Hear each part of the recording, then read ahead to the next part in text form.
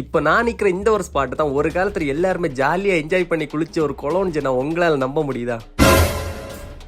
So ரீசெண்டாக வீட்டில் இருக்க போர் அடிக்குன்னு சொல்லிட்டு மீன் பிடிக்க குளத்துக்கு போகலான்னு சொல்லிட்டு நாங்கள் எங்கள் ஊரில் இருக்க பாக்கரை குளத்துக்கு தான் போயிருந்தோம். என்னதான் இந்த குளம் இப்போ இப்படி பாசி பிடிச்சி நிரம்பி இருந்தாலுமே ஒரு டைம்ல எல்லாருமே ஜாலியாக குளிச்சிக்கலான்னா இந்த ஒரு குளம் தான். இந்த ஒரு குளம் மட்டும் இல்லைங்க, நம்ம கன்னியாகுமரி டிஸ்ட்ரிக்ட்ல இது மாதிரி நிறைய குளங்க இருந்த இடம் தெரியாமலே அழிஞ்சு போயிட்டு ஃபைனல் நம்ம மீன் பிடிக்கிறதுக்காக புழு எடுக்க தொடங்கிட்டோம். ஒரு காலத்தில் எங்க ஊரில் உள்ள பெரிய அண்ணன்மார்களுக்கு டைம் பாஸ் என்னன்னு பார்த்தீங்கன்னா இந்த மாதிரி சூண்டை போட்டு மீன் பிடிக்கிறது நமக்கு. அதையும் அதெல்லாம் பிடிச்சு கொண்டு நமக்கு பொறிச்சல் வந்திருக்கா ஒரு டைம்ல. இப்போ எங்க ஜென்ரேஷன் உள்ள 1-2 பயலுக்கு மீன் பிடிக்க தெரியறதுக்கு பெரிய ரீசன் என்னன்னு பார்த்தீங்கன்னா 90s 80sல வாழ்ந்த நம்ம அண்ணன்மார சொல்லி அந்த வித்தை தான். நாங்களும் பிடிச்சு பார்த்தா பெரிய மீன் எதுவுமே மாட்டல. சரி வான வேற இருட்ட தொடங்கிட்டா சரி பக்கத்துல உள்ள கொக்கோட்டு குளத்துல போய் குளிச்சிருவோம் சொல்லி ஒரு குளியல போட போயிட்டோம். இந்த குளத்தை பார்த்தீங்களா எவ்வளவு நீட்டா இருக்குன்னு சொல்லி. இதுக்கு மெயின் ரீசன் என்னன்னு பார்த்தீங்கன்னா இந்த குளத்துல வளர்ப்பு மீன் எல்லாம் போட்டிருக்காங்க. அந்த வளர்ப்பு மீன் தான் இந்த குளத்துல பாசி பிடிக்காம பாதுகாக்குது. குளத்தை பார்த்ததுமே நம்ம பயில எல்லாம் வைப் ஆயிட்டேன்னா அவங்க கூட சேர்ந்து நீங்களும் வைப் ஆகுங்க.